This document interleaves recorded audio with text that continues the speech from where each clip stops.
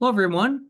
Welcome to the March 2025 version of our the Pathway to Adventure Council Advancement Seminar. And tonight, what we have is we have Jim Honan, who is a member of our Conservation Committee for the Council, and he is going to talk to us about the Distinguished Conservation Service Award.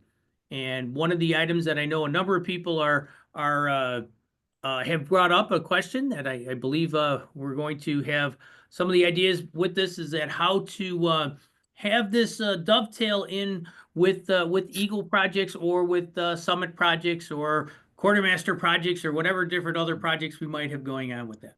All right. And so with that, Jim, go ahead and take it away. Well, thanks, Pat, for the introduction. Thank you and the Advancement Committee for allowing us to talk to you tonight.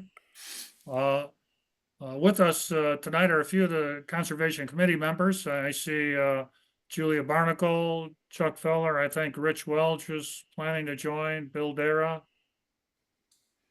Olivia Stevenson. But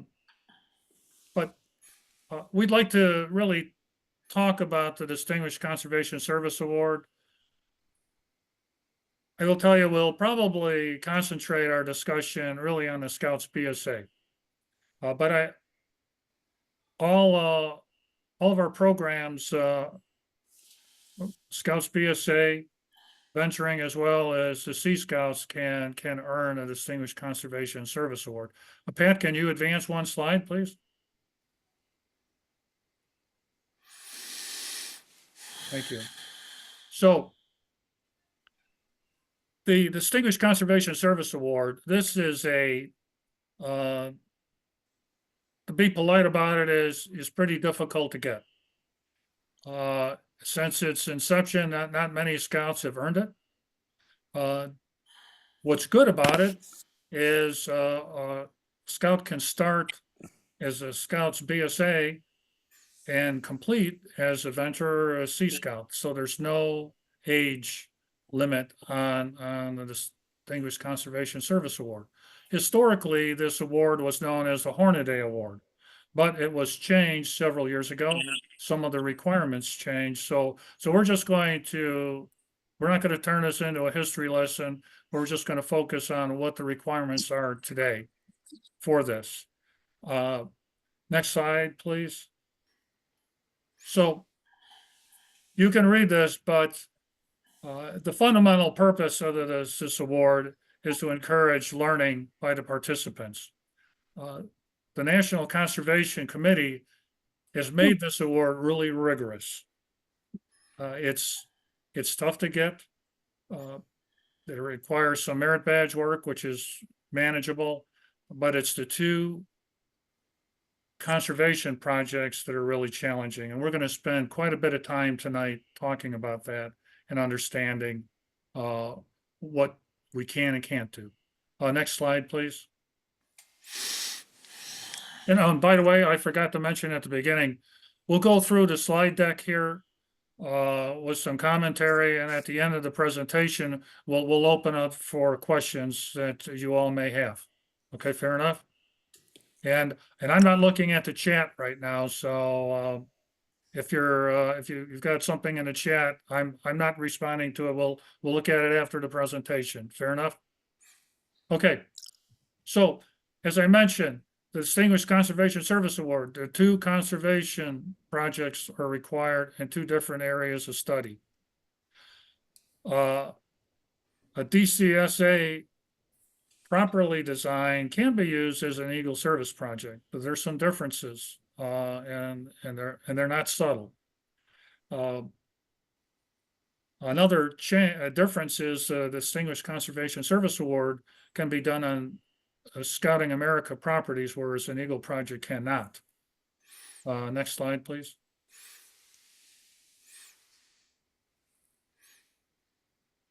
So the conservation projects have to be really developed under the guidance of the Council's Conservation Committee.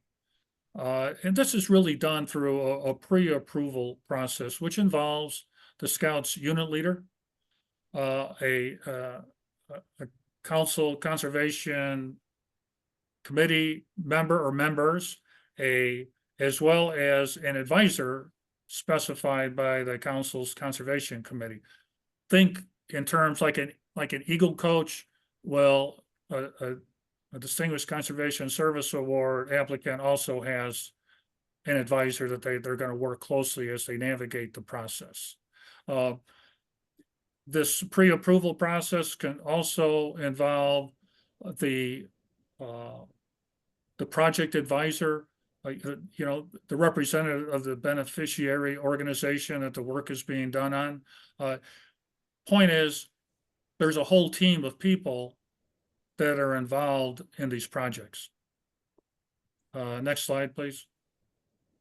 So, to get into the specifics, first off, the award requires 7 merit badges, 5 required and 2 optionals from the list here. We mentioned earlier, there's project areas that the projects have to represent.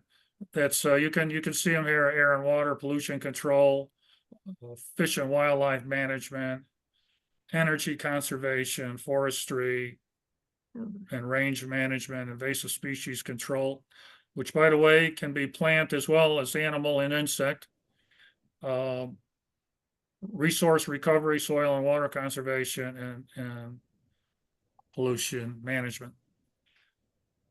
It, as I said earlier, a candidate has to pick projects in 2 different areas to work on. Next slide, please. So the Eagle project for Distinguished Conservation Service Award. Okay. This can be done, but there are definitely some limits to what can be done. First off, we say that a DCSA project should be defined first, and then it can also be used as an Eagle Service project, because it's harder. Many Eagle Service projects aren't usable as a Distinguished Conservation Service Award, because the DCSA, what we are looking for is scientific study of a problem. The youth generally identifies a problem, researches potential solutions, that's plural. The solutions are talked with the advisory teams. A plan of action is agreed to. The project is implemented, but then it's the future impact of that project which is really critical. It's not a one and done activity. It's not unusual for these conservation projects to take a year, maybe 2 to complete, because sometimes they're seasonal in nature. If you're creating a prairie, well, you need a whole cycle of growing season to see if your prairie took hold. Eagle Service projects can't be done on Scouting America properties, as we all know. Now, on our next slide, we're going to go through some tables to really start to see the difference. Next slide, please.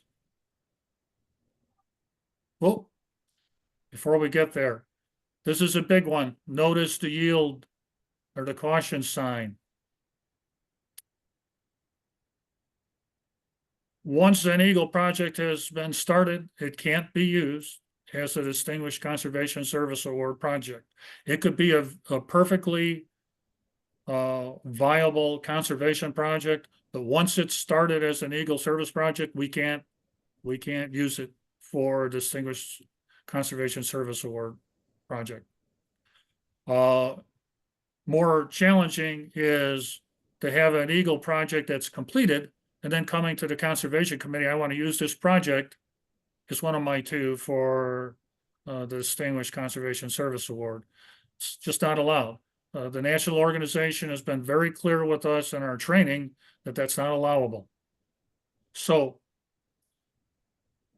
as the advancement committee and you're talking with Eagle candidates, and if they're thinking about this, just please be advised, after the fact, it'll be a new project for the Distinguished Conservation Service Award. Okay. Okay, next slide, please. Okay, here's the tables. Sorry, it's so small, but if you go down the middle of it, the shaded area are requirements. The right side are Eagle required. The left side is the Distinguished Conservation Service Award. I'm not going to go through all of these, but there's a few that are interesting to me. If we go down to the middle of this, there's a requirement to answer the why. That's a big one for the Distinguished Conservation Service Award. Why is there a project? Why are we doing this? What's the problem? What are we trying to solve? An Eagle project, it could very well be there's an identified problem has been presented to a scout and they go out and they affect a change to it. For the Distinguished Conservation Service Award, there needs to be research. Talking with landowners, identifying potential problems that they maybe can find a solution for. Going down, you'll see impact. Again, I mentioned that before. We're looking for solutions that have long-term impacts, not a one and done activity, which means after a solution is implemented, we expect the candidates to go back and study that. Was it successful? Did it have the impact that we were hoping for?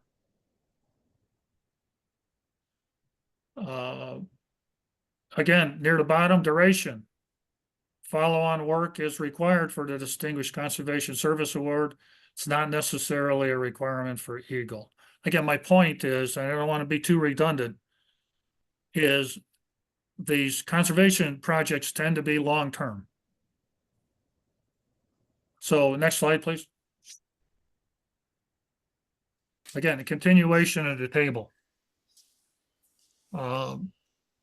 Here is a time investment. Is just to give you an example. There's nothing exact about this. I've seen Eagle project that had 200 and 300 hours of time put into them, but generally the Distinguished Conservation Service Awards, there's a lot more time invested. An example, maybe a scout is determined that we need a new hiking path through an area. Okay. First is to determine, is there a real need for that? But then to take it a step further, what's the impact on the environment? Because, you know, people are not helpful to the environment.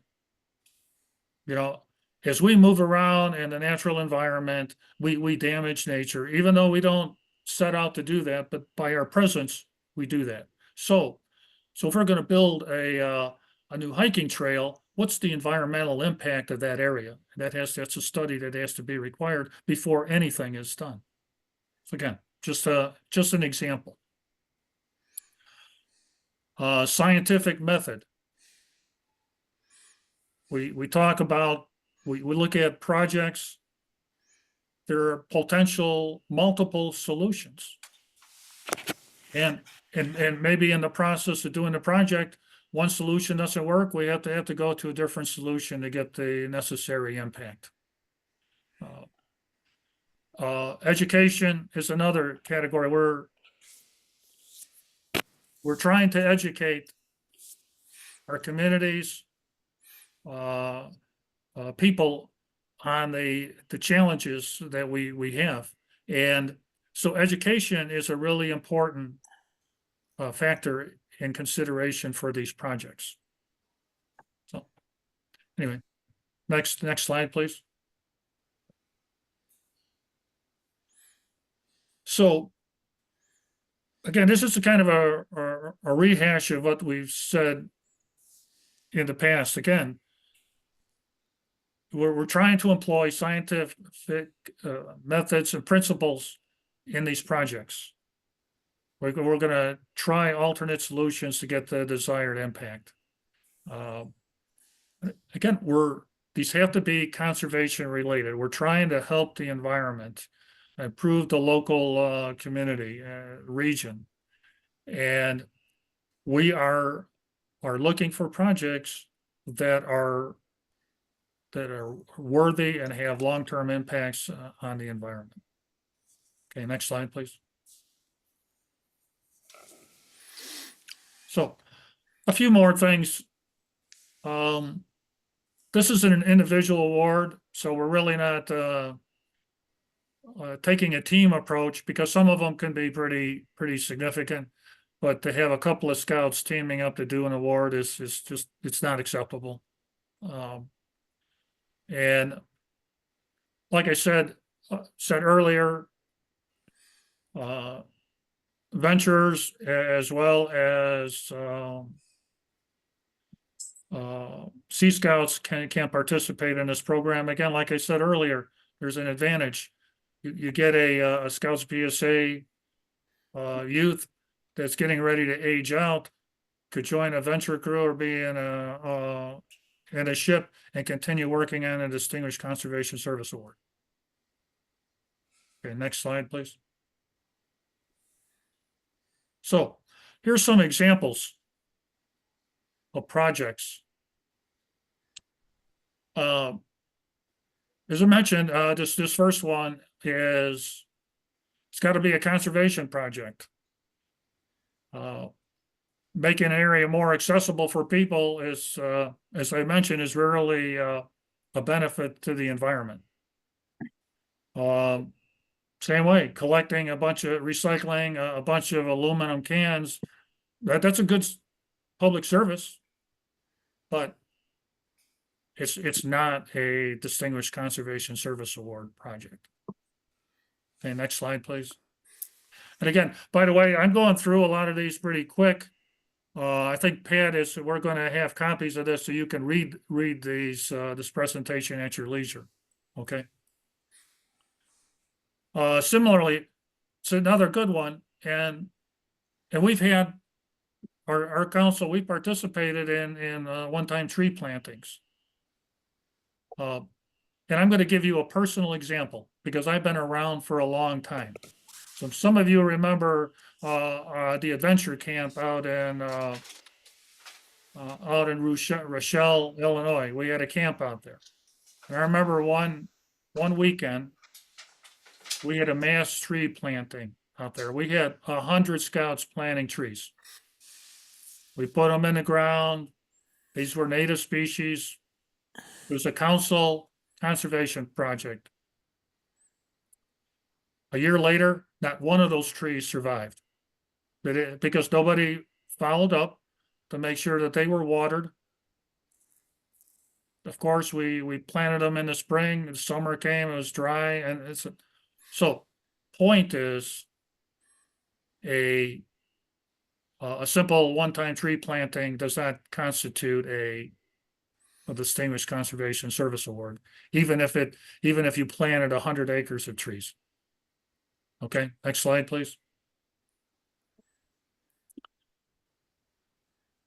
So starting a community-wide recycling project could qualify. The size of the magnitude is not significant, but it's the learning. Could you teach a community how to recycle, and then with the opportunity to follow up to see, did I have an impact? Did I reduce the amount of solid waste going to landfills? So again, this is an example of a project that's more education related as opposed to making a physical change to the local environment. Of course, the recycling is going to help the environment, but it's just a different way to look at this. Okay, next slide, please. So the DCSA process. Now, this is the Cliff Note version. There's quite a bit to this, so we're gonna go through it. First is a scout really starts to consider a potential project.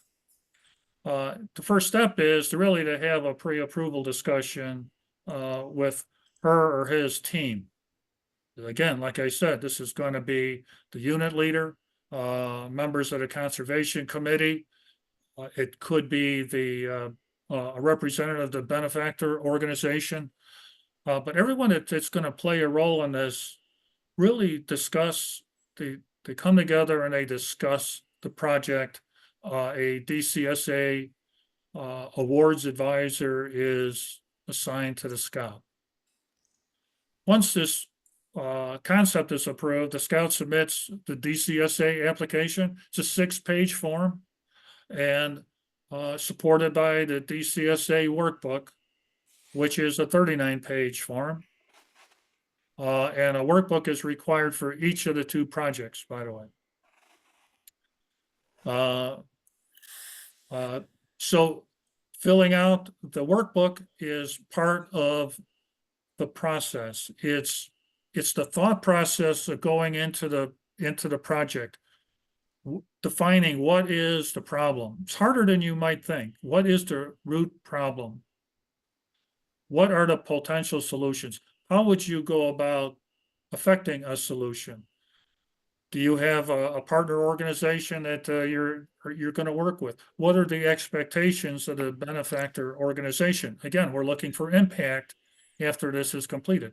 All of this has to be considered as we walk through this. Once the workbook is approved, the scout starts working the project, keeps his or her DCSA advisor informed of the progress, as well as the project advisor from the beneficiary organization. Once the project is deemed complete, has the necessary signatures, a board review is conducted with the conservation committee. Now, this is a council award. It doesn't have the paperwork, does not need national approval. But we're following the guidelines that the National Conservation Committee gives us. So, next slide, please. So a few specifics, throw a lot of terms around. So just some definitions. You have the conservation project advisor. Now, this is the scientific or the technical expert that's usually works with the benefiting organization. Maybe that's a site steward with one of the county forest preserves. Maybe it's a project manager with a park district. It could be any number of things. Sometimes it's multiple people.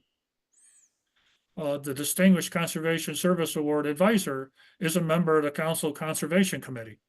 This will be the person that's going to work closely with the award applicant throughout the process. One other thing is the conservation project advisor does not necessarily need to be a BSA registered volunteer. So again, never forget we have YPT responsibilities. So next slide, please. So once a youth has decided to pursue a Distinguished Conservation Service Award, we ask them to contact Pam Gallus. This is her email. Pam is an aggregator. She's a member of our committee. She's the aggregator of the interested scouts. She in turn will work with the conservation committee, and an award advisor will be assigned to that scout, or perhaps multiple award advisors.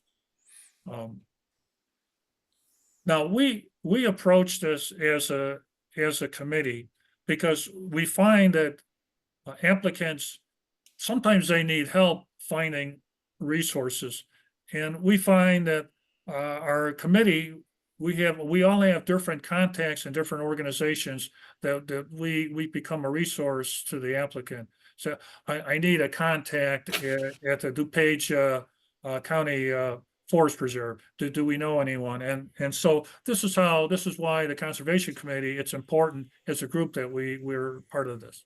Okay, next. The applicants, they need to prepare a 6-page application as well as they prepare their workbooks. So now, there's quite a bit of information on this award. If you use these QR codes, you can go, you can go directly to the national website. They'll have all of the requirements in detail. We also have the QR code or contacts on our webpage, the council. There's also a video you can watch. It's a really good resource you can take advantage of. So, okay. Next. And of course, now unit leaders or advancement committee members, if you have questions about what the Conservation Committee is doing, or you need some help, you can send us an email at our committee website where you can see what we're doing on our Facebook page. As I mentioned, we do have a website where we're keeping it up to date. We're trying to make it useful to our council. So that's my last slide. I went through quite a bit of information at a very high level. We could talk about these projects for hours, but we don't have hours. So we'll open it up. Do we have some questions that we might answer? I have 2 questions, Jim, with a comment saying great presentation, very organized, but that's not surprising coming from you. But I have 2 specific questions. One is the outcome of the project, if the project wants to achieve a certain outcome, but in fact it doesn't, to what degree is that a requirement? Yeah, that's a really good question. And again, it's like most and many endeavors, sometimes our best laid plans is as long as the applicant is following through on his workbook plan or her workbook plan and taking all the steps. How about an example? I mentioned a prairie. So what happens? A scout goes ahead, decides I want to restore a prairie. I've talking to experts, I figured out my native plants that are best suited for this area. I go ahead, I plant it. I wait a season. The seedlings have come up. Looks like things are coming along, and then there's a brush fire and wipes out the newly planted prairie. Now, admittedly, fire is not necessarily a bad thing to the environment. Point is, from an impact perspective, you could say, well, it's a failure because there's no prairie there. I would tell you it was successful because a plan was implemented. It took hold, but events outside of the applicant's control destroy the project. So in that particular case, I would say that would be a successful project. But what happens if the prairie, if the scout follows the plan to the letter, and the next season it turns out that the prairie did not generate, and you have no discernible reason why? A fire would be something certainly out of the scout's control. But what if there was no obvious reason except that it didn't work? So I would go back and it's the postmortem. Did the applicant miss something? Was was the soil contaminated? Was the seed eaten by wildlife? It would depend on the postmortem. But again, if it was poorly executed, then I would say that maybe that wasn't a successful project. But if there was something else that was unknown, that could be a factor of consideration. Jim, And oh, Yeah, go ahead. might I interject? Sure. One thing about this is the plan that the Scout is implementing has not been done all on their own. They've been doing it with the guidance of relative experts in the problem at hand.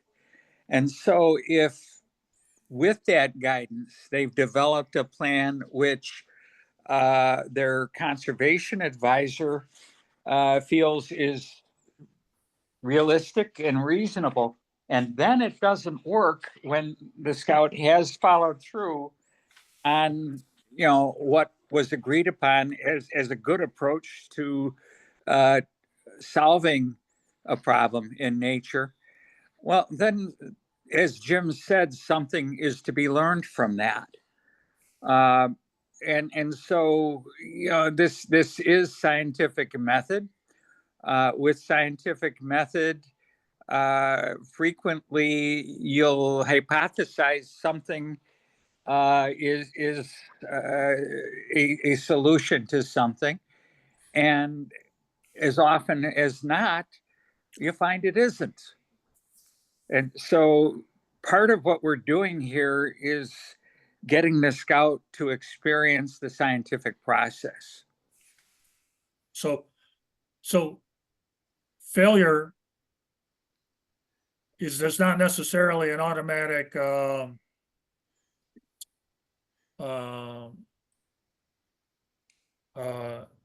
disallowment of the project, I guess is what we're saying. Yeah, because you can obviously learn from whatever transpired, and Right. maybe the next time somebody tries this, they can overcome whatever deficiencies they discovered. That Right. approach doesn't work, but now we know what will work or is Right. more likely to work. Okay. Right. and also the why. When you're looking at the why, you're looking at what's the problem to the why that you started the project as you're doing the project. And at the end, you're still trying to figure out the why. So it could be the Scout figures out what happened, what was wrong. Is there something they can do about it now to make the project still work? So it can continue to be ongoing, because part of that follow-up from the finished project is to follow back up and see, did the project sustain? Did it continue to work? So it's not necessarily a failure. It's a learning opportunity, and they're trying to figure out what did they miss? What came along? Was there something unexpected? Is there something you can still do to make it a viable project? So where the Eagle projects, you kind of finish and you're done. You don't really go back and look at things again. Where this, you do. So I'm sorry to jump on you, Tom, because I know you're going down this path, but as you're explaining, there was excellent clarification, Julia and Rich. My question is, at what point do we deem the project worthy of going before the board for consideration for awarding the award? When is it done if it's ongoing and you want this to be a sustainable project? So once Yeah, go ahead. once the team is in agreement that the Scout has successfully completed the plan, that's when we move to the board of review. So it could be again, not to keep going back to the Prairie example, but it may take the second season to decide if it was completed to the benefactor's perspective. But once all of the advisors sign off on it, it's good to go to the board of review. Jim, could I offer just a Sure. slight clarification on that? The after evaluation is part of the process. So they may have done the whole project, but the after evaluation and summarizing is part of what is submitted to Right. the committee. So yes, they will have completed, the physical project, but, as part of the scientific process, the evaluation of success or not success is part of what we're wanting them to learn and understand about scientific method. And after they've then summarized that, that becomes part of the evaluation at the Board of Review. I guess the part that I'm still foggy about is that it sounds as if the success and failure of the hypothesis isn't necessarily meaning that the project itself is a success or failure. So like the outcome of what they had proposed could totally crash and burn and still end up with a write-up that indicates this is what we thought went wrong, this is what I do differently next time, and they could still achieve the award? Yes. Okay, Yes. but it sounds as if there's a potential for a second growing season. Like, who decides when the project's finished? That is a part of the pre-approval as we develop the plan. All of that is established as part of the planning process. Okay. So, but Colleen, really when it comes down to it is, what Rich said is exactly right, but mechanically, once all of the advisors are satisfied that the scout fulfilled the plan, they sign off on it, and then that's the approval cycle we have. Once they sign off on it, we have deemed that we're ready to go to a board of review. Okay. I've got a follow-up question, because this is a lot of work, and the logical question that a scout probably will ask, if they're planning to go into a conservation career and they want to do it just for the learning opportunities, bless them and go forward. But the question always comes up, what's the payoff? So do you have any experience, or are there any case histories in which we can say someone who has earned the Hornaday Award or now this award, is there a tangible value beyond the work itself? We talk about the Eagle having the rank of Eagle, and its value of putting it on your resume. Julia? That sounds like one for you to tackle. Sure. So I can have now, again, this is with the Hornaday Award. Karen, who is not on with us tonight, her son also received the Hornaday Award, like my son. His project was a sustainable one, working with building transportation crates and building blueprints for those transportation crates for the Brookfield Zoo. And it was to transport 2 endangered species of birds back and forth to zoos, to places internationally. So he had to follow by international guidelines of how they transport in these crates. And his project allowed him to be able to go back. I mean, he worked with the curator of birds at the zoo. And so now he has learned how to read bird studies and stuff. So he could, at any point in his career, look at those particular two birds and see what their populations are. As he was completing all this and getting the award, he also got our District Eagle Project of the Year award. So that went on for those awards. And then he used it for his college application to get into the University of Illinois Champaign, which also enabled him to do some of the engineering programs during the summer prior to going to school. And even now, because he has that on his resume, along with his Eagle Scout, even a professor that he is working with research on that got contacted by another Boy Scout troop down there has referred to him because he sees that Ryan has achieved these awards. So it has put him in a different category in conversation with other things that are happening that other people wouldn't just have as that conversation.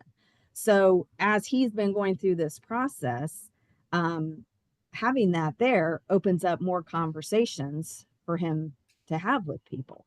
And they're looking at that and they're always asking him, what is that award? What did you do? And it leads to that conversation. So they know that he has invested in a, you know, for us, I think it was a year and a half, almost 2 years for his project, because it happened during COVID. He had a plan, COVID hit, and he had to redo how we were putting everything together. And so it was long term because of that part too.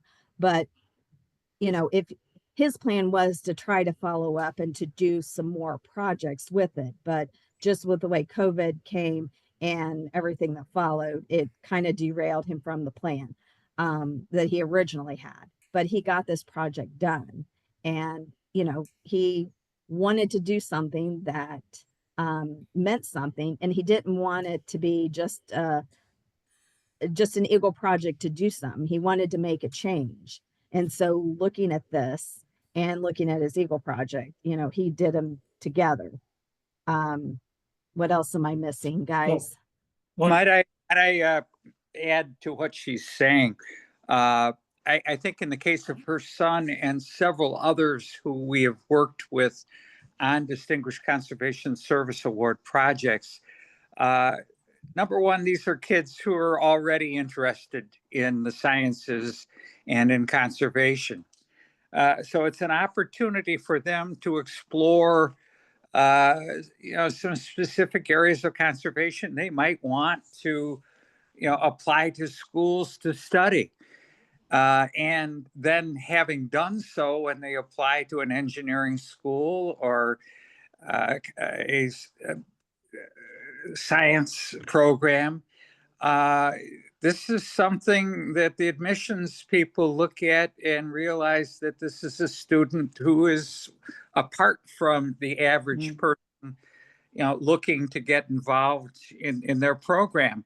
And I think it's definitely been beneficial. I mean, Ryan, Julia, is working in a program related to environmental study. Right. He started off, if you read his Eagle essay that they write, you know, he thought he was going to be an environmental engineer. And then he did the week camp at Champaign and went through kind of the description of all the different engineers. And prior to his senior year, he found out that it wasn't actually environmental engineer that he thought that he was going to do. It was actually material sciences engineering. So he was able to make that connection between what he really wanted to do and how he wanted to deal with sustainable materials and make changes, and found out that that's in material science engineering. So when he applied senior year, he knew which engineering program he wanted to go into. And that was a big eye opener because nobody in our family immediately is in engineering. So we had no idea which path to take and how many different options of engineering there was. In my field, I deal with the rehab engineers all the time, but that's in the health sciences area. So with what he was wanting to do was not something we were aware of. And through this path of dealing with all the different engineers and his experience working with the forest preserve, with the volunteer work that we do and the conservation work, he has actually now met people that he can have conversation with that are actually material science engineers. So it's interesting how now that you recognize that and you start talking to people, just the volunteer work and doing stuff in the forest preserve, you're finding people that have that same interest and have the careers, and you can talk to them about the careers you want to do. I have one more item to add, and this is really for Ryan as well as another one of our recent awardees. Their project work enabled them to get involved with the Caretakers of the Environment International. As a parent, I can tell you that's also valuable to have some international exposure. I remember this one gal, her name is Madeline. I believe she traveled internationally with this environmental group. She's 17 years old, by the way. And have got some real exposure. I know Ryan has done presentations for the same organization. So again, so Tom, it's kind of we're kind of giving you a little bit of feedback. But you ask a good question, and I'm gonna contact the national organization to see if they have any statistics on awardees and see kind of where they end up. Remember, since 1917 or 1923, there's only been 1,500 of these awards awarded. So it's not there are scholarships out there too that are specific to these types of projects. My son did not earn the Hornaday Award, but he did do, he built a biodigester in our basement where he was taking waste and converting it to methane gas to help. Oh, neat. He was trying to help the open defecation problem in India. And so very similar kind of stuff to what you're doing. And I will tell you, in my son's case, that ended up being the essay that he submitted. And he was a semifinalist as a Coca-Cola Scholar. He didn't get that scholarship, but he did get another $6,000 scholarship directly related to his environmental work. And they're out there. So, you know, I love that they changed the name of this because the Hornaday Award really it wasn't impactful to people who read on your resume. And this is your differentiator. This is the thing, like what you were saying, that when you're going to submit your application to a school, where they're going to look at this and say, okay, I know what this award is, you know, like, and or at least it gives you a hint as to what the award might be. So I love that you guys are doing this. This is awesome. Two comments, Colleen. People involved in conservation science did recognize, you know, Hornaday. But the other comment is, had your son been aware of the process, the project he did probably would have been a very worthy single project Hornaday Award, Old Hornaday Badge project. And so one of the challenges to us is to communicate to scouts across our council that this is an option for them and that it may be, you know, useful in, you know, their future development. Tom, the other comment is that this award typically is sought by scouts who have really, you know, developed an interest in conservation. With our lower level programs, the lower level awards, including the World Conservation Award, and what was the Cub Scout level of that, but now is certain Cub Scout requirements. We're seeking to interest Scouts in conservation and to take and to be conservation minded. The World Conservation Award program, which is 3 merit badges and a service project, seeks to up that to the next level. This is the ultimate level of interest in conservation and scouting.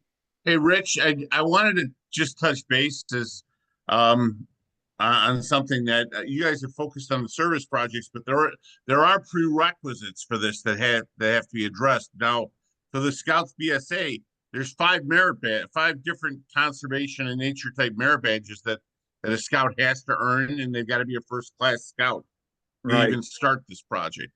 And then on the venturing side, they have to earn their prerequisites are for the Ranger Award. They have to earn the ecology and the plants and wildlife electives for the Ranger. But because and Jim knows I've been going crazy with this because we're dealing. I've been trying to straighten out the get some guidance on the. Yeah. What was it, Rich? I said, I know you have. You first asked me about these things 2 or 3 years ago. So yeah. So we finally got an answer on for a Ranger to be, or I'm sorry, a Venturer or a Sea Scout to work on this is that the ecology elective and the plants and wildlife elective have a service project component. Those 2 service projects within those 2 electives count as your distinguished conservation projects then, because they have to be done under the guidance of a conservation resource officer. The one question I did have tonight for you guys, though, just listening to this is, what happens if we have a scout who starts the DCSA as a scout, gets his 5 merit badges done, gets one of the projects done, but ages out and goes over to a venture crew? Does he have to do then the prerequisite work for the rest of the ecology and plants and wildlife then, and do the second project? Okay. Now that's a good question, I was wondering about that today. because it's a hypothetical question. I guess it's theoretically possible that we could get a Scouts BSA, an interested applicant that doesn't have 7 merit badges. Okay, but that's a fair question, and I don't believe that a Scouts BSA youth that ages out can earn a merit badge. Cannot. Is that correct?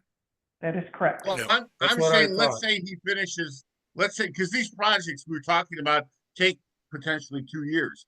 Let's say he starts this at 15, gets his 7 merit badges done, or I'm sorry, 5 merit badges done. He gets the first project done, but the second project, he turns 18 before he starts the second project.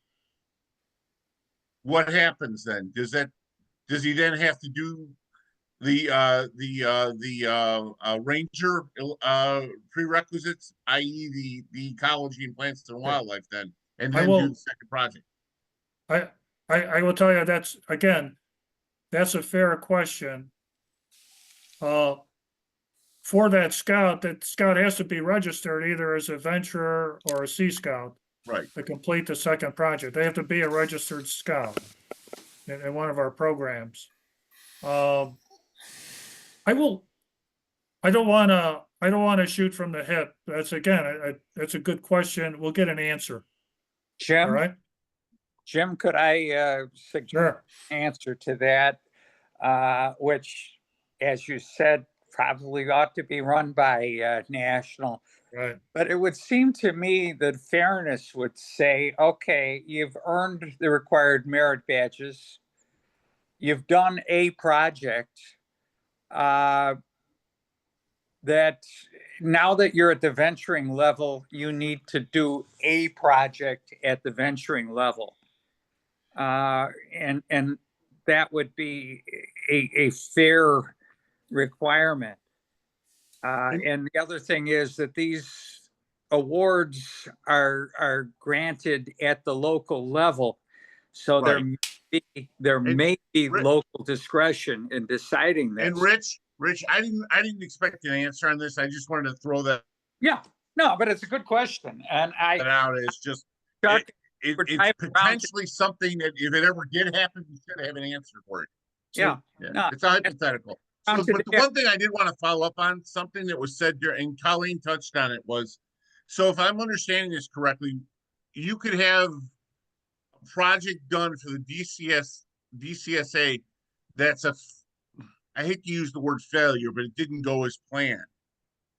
How does that relate then? And I'm asking the advancement guys this.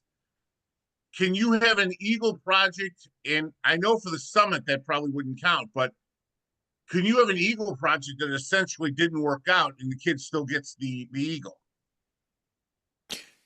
Absolutely. Yeah. Because on the Eagle project it is not the outcome that is critical. It is the fact that you've learned basic managerial and leadership skills. Right. But Is obviously, Jim- this award is more complex and more advanced, and that's why I was raised the question. Mhm. As Jim and Rich know, I've actually got a crew member who's warming up in the bullpen for this. Who's actually at the University of Maine studying animal science. Animal behavior in I think it's oceanography, and he wants to do this. He wants to do the first project as his summit project. So I just want to make sure that, so even if the project doesn't go as planned, it doesn't prevent him from getting his summit award then. So this is our first, Mhm. you know, we're aware of Bobby. So this is going to be our first venture Mhm. for DCSA. So yeah, so we're gonna have to have a pre-approval meeting with him. No, I don't know get if it. we're gonna get it done before he heads back to school, but we're gonna definitely need to have one if we have to do it remotely. And the one good thing on that is Jim, I'm getting the sense from the guys I was talking to at National, is that if Bob actually pulls this off, he may be the first venturer in the country to get this award. Forget just PTAC or Yeah. Territory 6. They literally did not know on the question on the projects is, I don't think anyone's ever asked the question. So we could actually have a feather in our cap then Right. if this works out. It's sounds like What's- it's gonna be an exciting adventure. And what's interesting about this, like we're doing this all through Scouts and stuff. Like when Ryan and Madeline presented for the Caretakers of the Environment International with Ryan, with the first time they presented. So they presented a couple times. The first time Ryan presented his project, because one of the endangered birds is the Bali myna. There was somebody from Bali in our group as he was presenting, and the girl asked her, she said, Ryan, what made you pick this? You know, and he was talking about the endangered, and she said, I'm from Bali. This bird is very sacred. The fact that somebody from the United States is even looking at this bird that doesn't even concern you, you know, she was real impressed. But as we were meeting all these different students from around the world, they're doing these projects all the time. I was amazed how many students do this and look at this stuff. Like Colleen, what you were talking about with the waste and stuff, some of these students, they're living in places where this, you know, looking at waste and stuff is a major concern to their livelihood of just their daily lives. Mhm. And so in school, you know, they're talking about this stuff all the time, and they're doing these conservation projects, you know, as part of their school projects and stuff. And it's, you know, for us, I don't think our kids in high school and, you know, middle school and stuff get into that depth of these conservation projects. But this award really brings that to light, to really pay attention to research, to open your mind beyond what's just the immediate result. So, you know, having the college student doing this and looking at it from, you know, the venture side is a good thing. You know, we're trying to expand this and get more kids interested in doing the scientific method and doing conservation projects, because around the world, they're doing them. Yeah. Hey, Yeah. Julia, you said your son had won an award at Brookfield Zoo. What was the award? No, Brookfield Zoo was his benefactor. He built Oh. these birds because the Brookfield Zoo had the most of the Guam kingfisher bird and the Bali mana, which is the two birds that Ryan was looking at to help, you know, save them. His project was for bird survival. And the Brookfield Zoo was mating these birds so that they could have more birds. And then Ryan's project, his boxes, would ship a male and a female, and it would send them off to wherever around the world so that that zoo or that organization could mate them and they could reproduce, because the goal is to get those birds to be introduced back to their native lands. And so, you know, our zoo, it's amazing, you know, all the things that we have around us that we don't always pay attention to. And the Brookfield Zoo is one of the zoos around the world that has some of these endangered birds. Well, And and that's what I found interesting, because Bobby actually did a very similar project with macaws for Brookfield Zoo. okay, On So, an yeah, I mean, entirely Brookfield unrelated Zoo- note, oh, I'm sorry. What was that? I was just going to say, like, just in a weird coincidence, I was researching the Guam kingfisher just today. okay. There you go. And it's funny because Ryan did that Champagne, and that was what, you know, they're always looking at for a new mascot.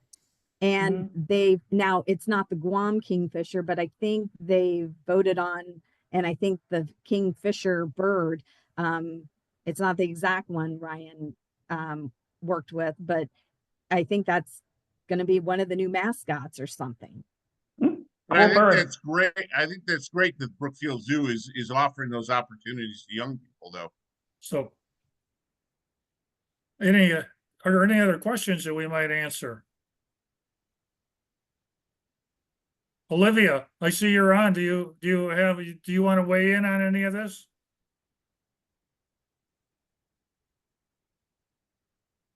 Maybe not. Maybe Oh, not. no, I'm sorry. I There was we trying go. to unmute myself. Well, I guess I could change my picture too. I went to take the training out in Philmont, and the training included the Hornaday because it was before they had decided to phase it out. And I too am glad when they phased it out, not because not to award, but in his name because of his other activities that he took. But we learned about the Distinguished Conservation Award, and we went back and forth over some of these kind of the little nuances. And the way that our committee has chosen to approach it has been under the following the guidelines of the National Committee. They were aware there were going to be some, confusion. And some people feel like, oh, this Eagle project is conservation related, so it should count. But when you don't follow the guidelines, and the Eagle Award has a different approach to it, then you're not going to be able to, make it fit retrospectively, But again, the committee works very closely. So when we know about someone doing a project that has a conservation lien, it's important, I think, for our units to get the person connected, the scout connected with someone that can help them negotiate some of this. A lot of leaders weren't even aware of the Hornaday Award anyway, and then it was gone. And now we have this award that only over little over 100 people have been awarded. So again, no one can really know about this as to the details that they need to know to properly advise the scouts. So we want the scouts to be successful. We want them to grow up and take their part in the world to improve these issues. And when I look at what the scouts that have recently been awarded this award, it's amazing. It's fantastic. I'm really proud of all of them, but it does take a lot of work. And we are looking for other people to join us on the Conservation Committee to help us with this, because we not only do we advise for this, but we have our Distinguished Conservation Award program starting up this Sunday, one at the Little Red Schoolhouse. And it takes a lot of energy and time to get all of this done. But we all love conservation work, so we do it. That's well said. It's important. So as you all know, you see us, we constantly promote this award. Every opportunity we get to get in front of somebody, we talk about it. And slowly the word is getting out because we have a number of candidates or applicants right now that are various stages of their project development. So I think we just we're going to continue to promote it because it's important. And I think the scouts that take the plunge, as Olivia said, it's a lot of work, but if environmental work intrigues you, this is a good way to follow your passion. So, Jim, could I add one other point? Sure. Which we've noted at various times.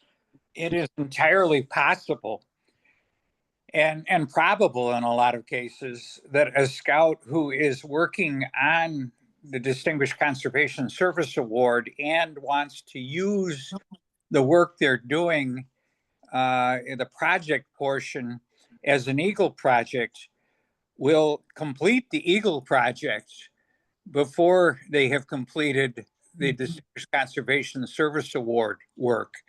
You don't have to complete the Distinguished Conservation Service Award to complete your Eagle. Yeah. Yeah. Good point. Again, these are the subtleties. And we do really appreciate talking to you because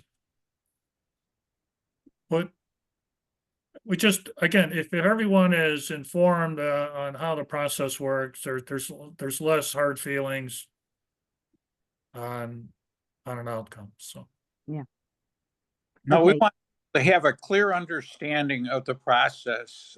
We do not want to disappoint a scout who is unaware of the planning required for this that is not required for an Eagle project.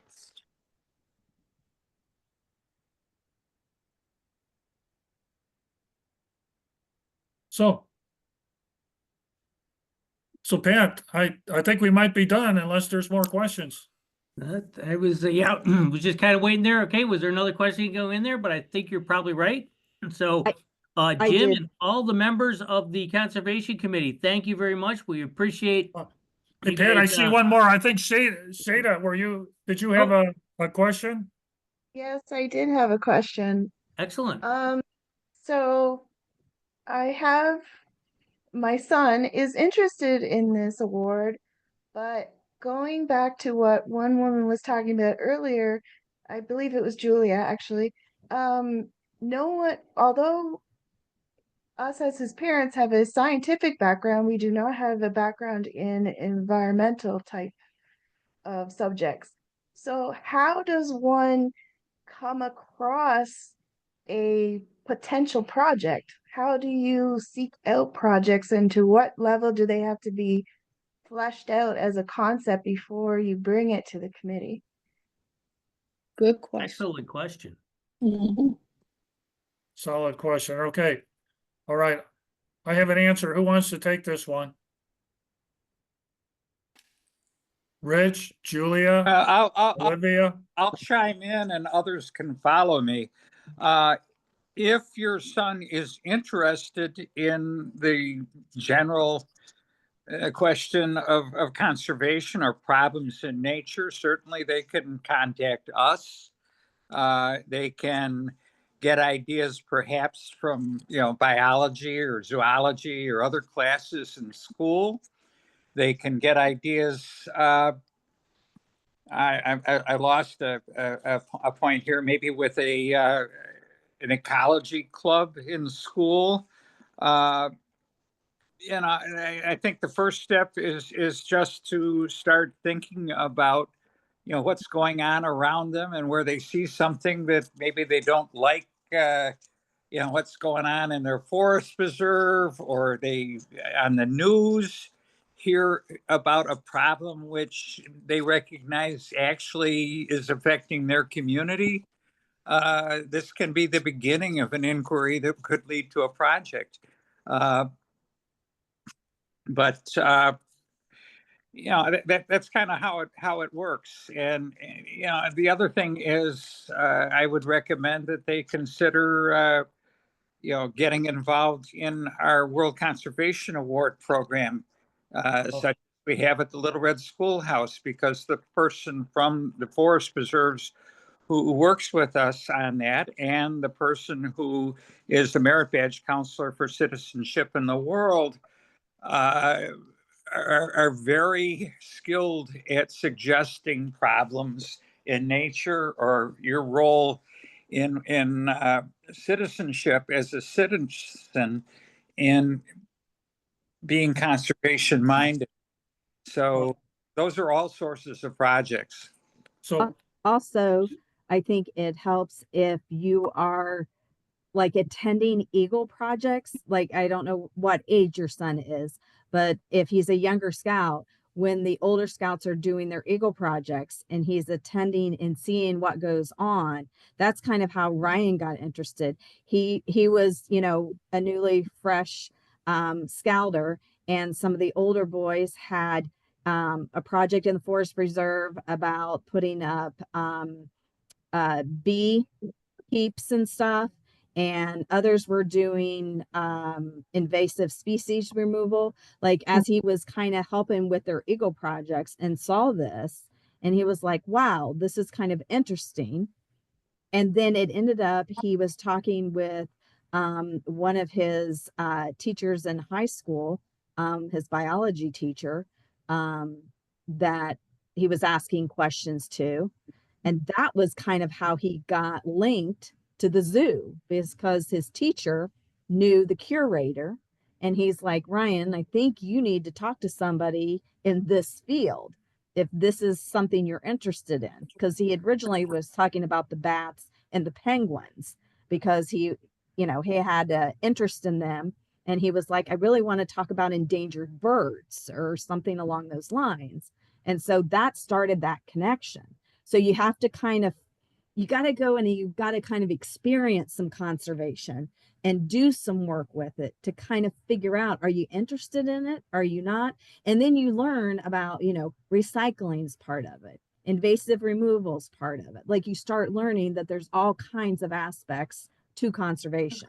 Right. And then once you start having that conversation, that leads you to those problems and figuring out what kind of project can you do and what do you put together. so And then you start making the connections. Hey, And Zeta, I would like to say that at the last PTAC camporee, we had a conservation tent, and we had the young people working on their projects there to talk about their projects. But we also had different stations that you could walk up and talk to people and find out about invasive species. We had pictures, we had examples. And we're hoping that we're going to have something similar, even better, at the camporee that's scheduled for this September in Sandwich. And that will be another opportunity for our scouts to come by, get some ideas, and maybe get stimulated to ask some of those kinds of questions. just so you all know, is actually Zeta's son is an alum of one of our World Conservation Award programs. So Okay. he's he was at our last fall. He was Sure. with us. And Seda, you and your scout your son are welcome. We're going to be there on Sunday afternoon, this Sunday. So if you wanted to come by and talk to us, all four of us are going to be there, or at least three of us. So Yeah. Well, that would be great. Thanks. Hey, say that I don't know where you live, but there is a wonderful program down. I'm in the Lamont area. It's called Camp Sagawau, and they do all sorts of conservation stuff. And you can go in and talk to conservationists on everything from birds to prairies to trees.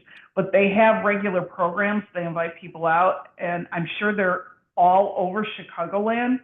If you're interested, I like doing their drop-in bird banding with my kid. So anyway, if you drop your email in the chat, I will forward. There's a whole list of things that are coming up, but what I like is that all of their environmentalists are so approachable. Right. So if you're out there looking at any one of their programs and you pose a question, especially I've noticed with the young adults, they will spend forever just chatting you up and giving you ideas, and maybe your son would be inspired by those conversations. Curiously, Colleen, our spring event this year is going to be at Sagawau and the adjacent Cap Sowers holdings of the forest preserves. And it will feature the bird banding and various geological aspects of the area, fossils and other things. The forest preserves, if you look in their quarterly programs, which you can get at any of the nature centers in the Cook County Forest Preserves, and there's similar materials with DuPage and other forest preserves, have regular activities or events on different topics, which you can go to and talk with. Some of the people who are involved with them are true experts in their field, and this is where you get inspiration. So Jim, is this the time where we talk about merit badge stuff, or Well- is that another conversation for the committee later? how about this? Let's that's a true advancement committee topic. So why don't we close out the conservation committee part of it, and then that's up to Pat. It sounds like Julie wants to talk to you about merit badge counselors. All right. So anyway, I think we've got enough. We're ready to let's go ahead and stop the recording. I think at this point in time, we've been got almost an hour of conversation going on in there. So hopefully we didn't say anything that was too incriminating or anything. So all right, well, Jim and the entire conservation committee, thank you very much. This was a great information and a lot of great discussion that we had on there. You're welcome. Thank you for having us. All right.